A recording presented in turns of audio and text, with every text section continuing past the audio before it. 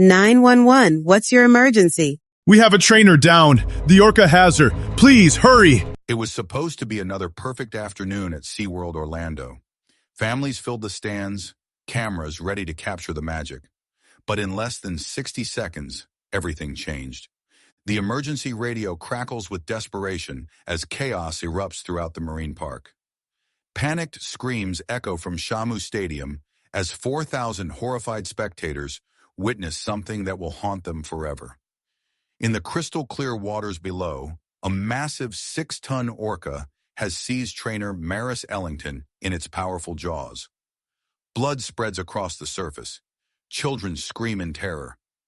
Parents frantically cover young eyes as the unthinkable unfolds before them.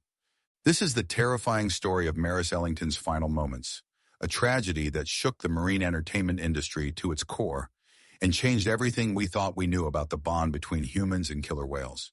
Welcome to Animal Uncaged, where we uncover the most shocking true stories from the animal kingdom.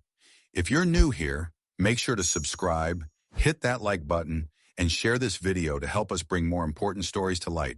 Maris Ellington wasn't just another marine mammal trainer, she was extraordinary. At 34 years old, Maris had dedicated her entire adult life to working with the ocean's most magnificent and dangerous predators. Born in Tampa, Florida, Maris grew up just minutes from the Gulf Coast, spending her childhood summers swimming with dolphins and dreaming of a career surrounded by marine life. Maris earned her marine biology degree from the University of Florida with highest honors, specializing in cetacean behavior and psychology. But what truly set Maris apart wasn't her academic achievements. It was her almost supernatural ability to connect with orcas. Colleagues often described watching Maris work as witnessing pure magic.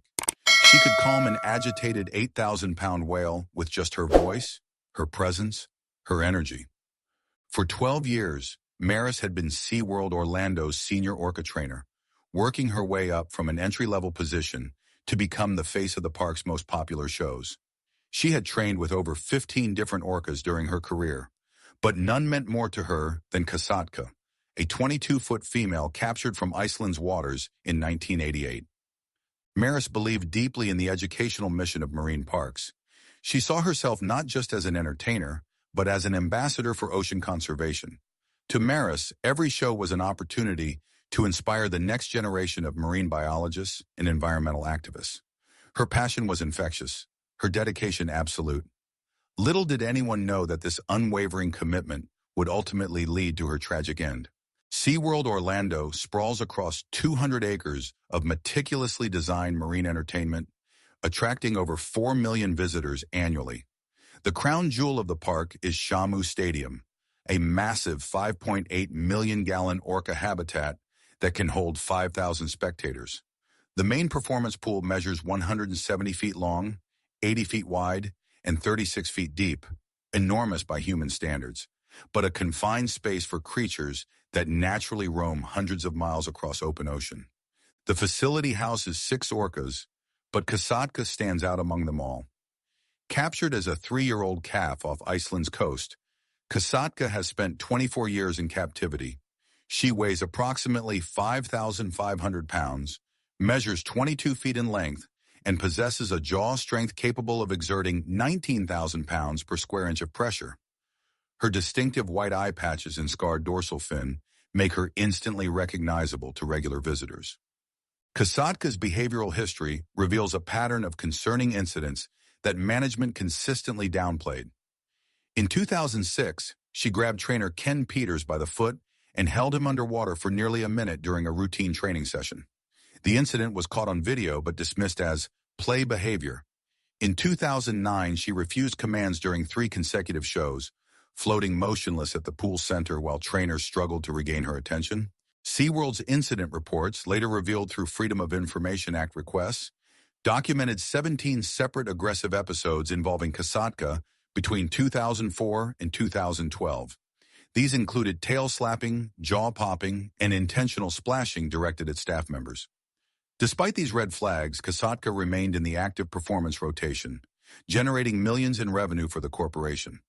The park's safety protocols required trainers to maintain physical barriers during shows, but these rules were frequently bent to create more spectacular performances.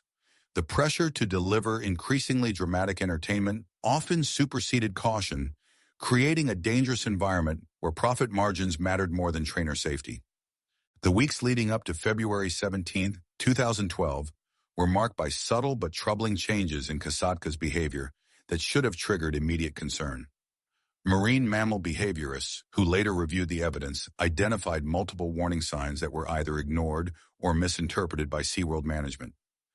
Kasatka began exhibiting what experts call displacement behaviors, repetitive actions that indicate stress and frustration. She spent hours swimming in tight circles, a behavior never observed in wild orcas. Her appetite decreased significantly, and she began regurgitating partially digested fish during feeding sessions. Most concerning of all, Kasatka started displaying aggressive posturing toward Maris specifically, something that hadn't occurred in their 8-year working relationship. During rehearsals in early February, Kasatka twice failed to respond to Maris's recall signals, forcing backup trainers to intervene with food rewards. Video footage from these sessions shows Kasatka maintaining prolonged eye contact with Maris, a dominance display that experienced trainers recognize as a warning. Yet these incidents were logged merely as training challenges rather than behavioral red flags. Dr. Jeffrey Ventre, a former SeaWorld trainer turned whistleblower, later testified that he had expressed concerns about Kasatka's deteriorating mental state to park management. The signs were all there, Dr. Ventre stated. Kasatka was exhibiting classic symptoms of psychological distress. Any competent marine mammal professional should have recognized the danger. 3 days before the attack, maintenance workers reported finding deep gouges in the concrete walls of Kasatka's holding tank, evidence that she had been repeatedly ramming the barriers with her rostrum. When Maris was informed of this discovery, she reportedly dismissed it as normal territorial behavior, confident in her ability to manage any situation that might arise. What happened next would prove that even the most experienced trainer can fatally underestimate the power and unpredictability of an apex predator pushed beyond its psychological limits. February 17, 2012, 2:30 p.m.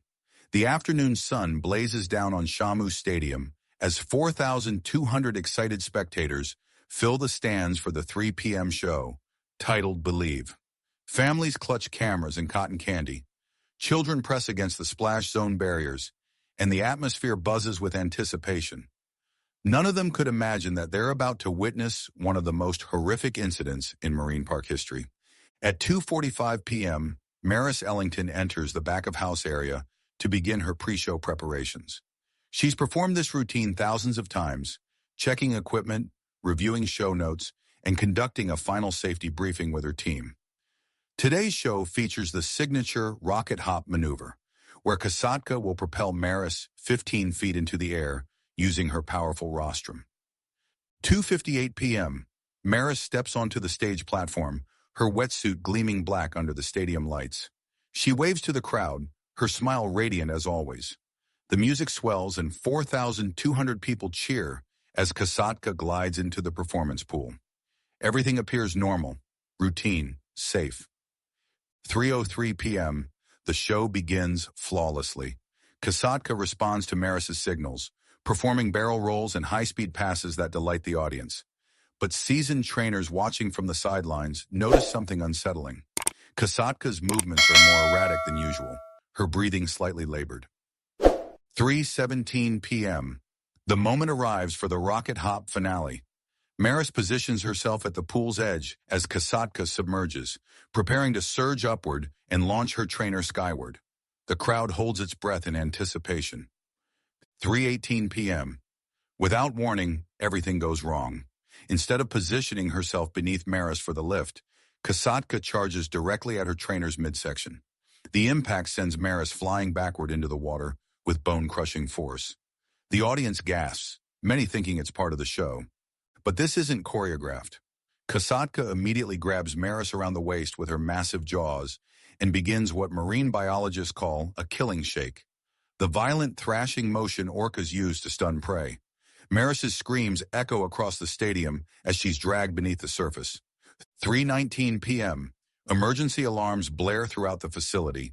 Trainers rush to deploy safety equipment, air horns, nets, anything to distract Kasatka and force her to release Maris. But the 5,500-pound orca ignores every intervention, maintaining her deadly grip as she dives toward the pool's deepest point. Spectators begin screaming and fleeing the stands. Parents shield their children's eyes as the water turns crimson. Security guards frantically usher people toward the exits, while emergency responders race toward the scene. 3:22 p.m. After 3 agonizing minutes underwater, Kasatka finally surfaces with Maris still clamped in her jaws. The trainer is unconscious, her body limp and bloodied. For a brief moment, it seems the nightmare might end. Then Kasatka dives again, taking Maris back into the depths. 3:25 p.m. The SeaWorld medical team arrives at poolside, but they cannot enter the water while Kasatka remains aggressive. They watch helplessly as the orca continues her assault, occasionally surfacing just long enough to give false hope before submerging again. 3:28 p.m. In a final devastating display of power, Kasatka breaches the surface one last time, Maris's motionless form still held in her jaws. She releases the trainer's body, which floats face down in the bloodied water. Maris Ellington, beloved trainer and marine conservation advocate, is gone. At 3:31 p.m., emergency divers finally retrieve Maris Ellington's body from the orca pool. Paramedics immediately begin CPR, working frantically for 18 minutes before emergency room physicians at Orlando Regional Medical Center officially pronounce her dead at 4:15 p.m. The cause of death is listed as drowning and massive trauma, consistent with a large cetacean attack. SeaWorld Orlando immediately cancels all remaining shows and closes Shamu Stadium indefinitely. Within hours, the Orange County Sheriff's Office launches a comprehensive investigation, interviewing witnesses, reviewing security footage, and examining safety protocols. The Occupational Safety and Health Administration, OSHA, announces their own inquiry into potential workplace safety violations. By evening, news of Maris's death has spread globally. Cable news networks interrupt regular programming with breaking reports. Social media explodes with hashtags like RIP Maris and Orca captivity. Animal rights organizations, which had been quietly criticizing marine parks for years, suddenly find themselves with a platform and a tragic example to support their cause. SeaWorld's initial response is swift but tone-deaf. A company spokesperson reads a prepared statement. "We are heartbroken about the tragic loss of Maris, one of our most valued team members. This appears to be an isolated incident involving an animal displaying normal but unpredictable wild behavior." The statement makes no mention of Kasatka's previous aggressive episodes or the systemic issues that led to this preventable tragedy. The corporation's stock price plummets 30% in after-hours trading as investors realize the potential legal and public relations nightmare ahead. Meanwhile, Kasatka is moved to an isolation tank where she will spend the remainder of her captive life, never again performing for crowds or interacting with trainers in the water. The families of other SeaWorld trainers watch the news coverage with growing horror, many of them recognizing their own vulnerabilities in Maris's story. Several veteran trainers quietly submit resignation letters over the following weeks, no longer willing to risk their lives for corporate entertainment profits. Dr. Naomi Rose, a marine mammal scientist for the Animal Welfare Institute, provides crucial context for understanding why this tragedy occurred. Orcas are apex predators with complex psychological needs that simply cannot be met in captivity, Dr. Rose explains. When you confine a creature designed to travel 100 miles per day to a concrete tank, psychological breakdown is inevitable. The scientific evidence supports Dr. Rose's assessment. Wild orcas live in stable family pods with intricate social structures, communicate through sophisticated vocal dialects, and hunt cooperatively across vast ocean territories. In captivity, these intelligent animals are reduced to performing repetitive tricks for food rewards, an existence that Dr. Rose describes as psychologically devastating. Kasatka's behavioral deterioration follows patterns documented in other captive orcas worldwide. Dr. Jeffrey Ventura, who worked as a SeaWorld trainer for 6 years before becoming a vocal critic of the industry, identifies several risk factors that should have triggered Kasatka's immediate removal from performances. Repetitive behaviors, loss of appetite, and aggressive displays toward familiar trainers are classic indicators of severe psychological distress, Dr. Ventre states. SeaWorld management was either ignorant of these warning signs or chose to ignore them because Kasatka was too valuable as a performer. Marine biologist Dr. Ingrid Visser, who has studied wild orcas for over 2 decades, points to the fundamental impossibility of safely managing these animals in captive settings. People need to understand that orcas are not domesticated animals, Dr. Visser emphasizes. They retain all their natural instincts and capabilities, including the ability to kill. No amount of training can override millions of years of evolution. The incident also reveals serious gaps in SeaWorld's safety protocols. Former trainers report that economic pressure often led to the relaxation of safety measures in favor of more spectacular shows. The rocket hop maneuver that killed Maris required trainers to be in direct physical contact with orcas, a practice that marine mammal experts now consider inherently dangerous. These expert analyses paint a clear picture. Maris Ellington's death was not an unfortunate accident, but the predictable result of a system that prioritizes profit over both human and animal welfare. In the days following her death, tributes to Maris Ellington pour in from around the world. Colleagues remember her infectious enthusiasm, her dedication to marine conservation, and her genuine love for the animals in her care. A memorial service at SeaWorld Orlando draws over 800 attendees, including trainers from marine parks across the globe, who gather to honor their fallen colleague. Maris's family establishes the Maris Ellington Foundation for Marine Conservation, dedicated to protecting wild orcas and their ocean habitats. The foundation's mission statement reads, "Maris believed in the power of education to inspire conservation. We honor her memory by advocating for the creatures she loved in their natural environment." The tragedy catalyzes significant changes within the marine entertainment industry. OSHA ultimately fines SeaWorld $75,000 for safety violations and bans trainers from entering the water with orcas during performances. Several other marine parks voluntarily implement similar restrictions, effectively ending the era of in-water orca shows. More importantly, Maris's death energizes the movement to end orca captivity entirely. The documentary Blackfish, released the following year, prominently features her story and helps shift public opinion against marine mammal captivity. Corporate sponsors begin distancing themselves from SeaWorld, and attendance at the parks drops significantly as consumers become more aware of the ethical issues surrounding orca entertainment. By 2016, facing mounting pressure and declining profits, SeaWorld announces the end of their orca breeding program and commits to phasing out theatrical orca shows. While this decision comes too late to save Maris, her tragic death becomes a catalyst for protecting both future trainers and the majestic creatures they work with. Maris Ellington's colleagues continue to speak her name with reverence, remembering not just how she died, but how she lived, with passion, dedication, and an unwavering belief in the beauty and intelligence of marine life. The story of Maris Ellington serves as a sobering reminder that some boundaries should never be crossed.